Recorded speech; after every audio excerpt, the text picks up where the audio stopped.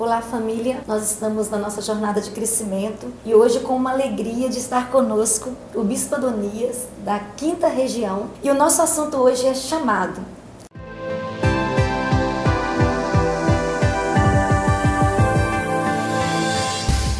Bispo, é um prazer falar com o senhor e eu quero te perguntar como identificar o chamado de Deus. Alegria minha estar com você, pastora Rosângela, também com o seu povo, esse povo abençoado que tem sido usado por Deus lá em Muriaé e até os confins da terra. Como identificar um chamado? Quando você pergunta sobre chamado, você está especificando um chamado para o ministério pastoral ou um chamado para todo cristão? Eu estou falando desse chamado pastoral, que é o nosso maior desafio.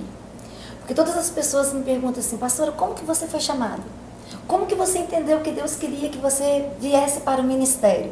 Aí eu vou voltar essa pergunta para você, Bispo. Como que você se sentiu chamado e decidiu entrar para o ministério pastoral e hoje, Bispo da nossa igreja? A maneira que eu entendo, olhando assim para a minha experiência e também para a igreja de modo geral, é que tem acontecido muita confusão em relação ao chamado, porque na prática todos fomos chamados para sermos cristãos frutíferos, abençoados e abençoadores a partir de uma igreja local. Então, quando uma igreja ela não está gerando muitos discípulos e discípulas frutíferos, os que são gerados muitas vezes são identificados como chamados para o ministério. Então surgem algumas pessoas abençoadas, usadas por Deus. Geralmente nós pastores achamos, vai dar um pastor,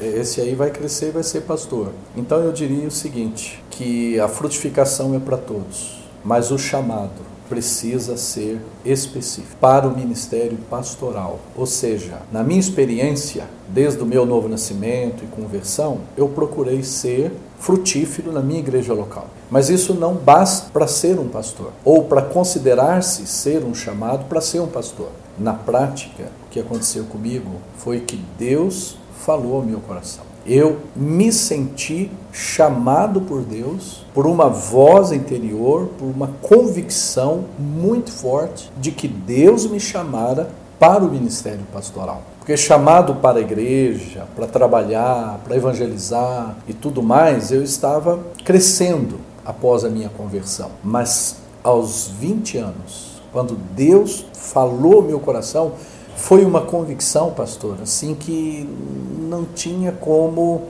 você não saber que era para pastorear o rebanho, para exercer esse ministério no corpo de Cristo, na vida da igreja, junto com outros leigos e leigas que têm os seus chamados também. Então foi uma convicção muito forte no meu coração. E a partir daí, a gente vem procurando servir ao Senhor na vida da igreja. Bispo, quantos anos de ministérios você tem? 33 anos de ministério. Eu pastoreei 4 igrejas locais. A primeira nomeação, Assis e Cândido Mota, de tempo integral. Em 86, eu pastoreei nos finais de semana a igreja do Matão em Piracicaba. E depois a primeira nomeação foi para 2 igrejas, Assis e Cândido Mota. Ficamos 5 anos. Goiânia, 6 anos. Depois Uberlândia, 9 anos. Então foram 20 anos de ministério pastoral à frente de comunidades de igrejas locais.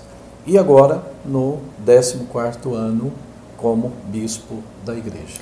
Nesses anos, você pensou em desistir algum dia? Pensar em desistir, eu pensei. Em momentos difíceis, momentos de crise, momentos de desafios, situações impossíveis, principalmente na vida de igrejas, de famílias e de pessoas, juntando-se a imaturidade ou a falta de experiência ministerial, tudo isso somado, mais algumas coisas, fez com que eu pensasse. Mas pensar não quer dizer que a desistência ocorreria. Então, por exemplo, os primeiros 5 anos foram 5 anos de muita turbulência ministerial. Então foi início de nomeações para 2 igrejas, 2 congregações, acabei de casar, depois de 1 ano e pouco veio o primeiro filho, depois de quase 3 anos veio o segundo filho, 2 igrejas desafiadoras, precisando crescer, precisando avançar. Então eu me entreguei assim de maneira profunda no ministério e também na vida familiar. E isso quase me esgotou. E um dos erros que eu cometi nesse início do ministério foi que eu comecei a me envolver muito no trabalho da igreja, no labor da família, esqueci de mim e da minha vida com Deus. Isso quase me levou a um esgotamento e até se Deus não tivesse tido misericórdia de mim, eu estaria, quem sabe, colocando em dúvida o próprio chamado. Mas graças a Deus, lá para o 4º ano, eu tive um renovo espiritual, através da mentoria de um outro pastor, que me ajudou bastante em relação ao ministério, em relação à família, e Deus então pôde renovar e mostrar para mim algumas prioridades que eu não estava cumprindo. Né? Eu achava que eu daria conta sozinho, eu achava que eu não precisaria de um dia de descanso, que eu não precisaria ter um tempo de lazer. Eu descobri isso e a partir desse equilíbrio, estabelecer prioridades, continuei trabalhando muito, enfrentando lutas, mas eu diria que nunca mais cheguei a um nível de esgotamento, porque eu acabei priorizando a minha vida com Deus. Eu descobri que sem vida com Deus eu não conseguiria. Sim. Sem cuidado da família e também um momento de descanso que eu precisava, e também junto com a família, eu não conseguiria. Sim. Então foram situações assim que não foram fáceis, mas eu diria assim, pastora, sabe o que tem me sustentado? Apesar de momentos de lutas e de vontade de parar, sabe o que me manteve de pé e que não me fez realmente parar e desistir? Foi a convicção do meu chamado. Amém. Que se eu não tivesse tal convicção, que Deus me chamou, que eu estou na posição que Deus me queria, eu por certo teria sido sucumbido e levado por erros meus, pela inexperiência e por circunstâncias externas que vêm sobre a nossa vida e o ministério. Bispo, nesses anos, qual a experiência que você colocaria assim, não mais relevante, mas a que mais marcou você na sua história ministerial? Olha, para mim todas as fases são importantes. São fases diferentes, em momentos diferentes, até de maturidade minha mesmo. Então são experiências diferentes. Então todas, para mim, são importantes. Desde momentos de fracasso ou de fraqueza, como momentos de frutificação, momentos de bênção. Agora, o que sempre alegrou o meu coração, isso em todo tempo e até hoje, quando eu vejo pessoas sendo convertidas, tendo experiência com Deus, não é? Se integrando na igreja, sendo batizada.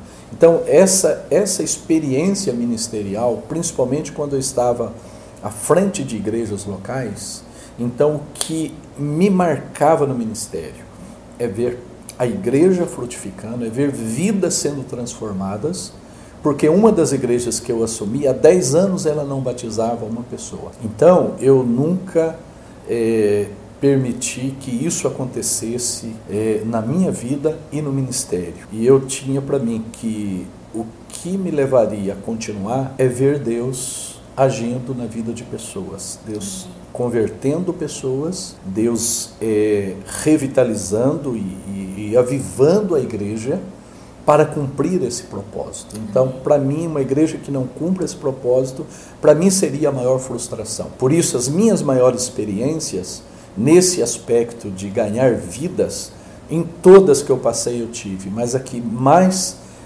foi mais acentuada, foi aonde eu fiquei mais tempo, que foi Uberlândia, onde a gente pôde ver principalmente ali uma experiência também voltada para o discipulado, grupos pequenos.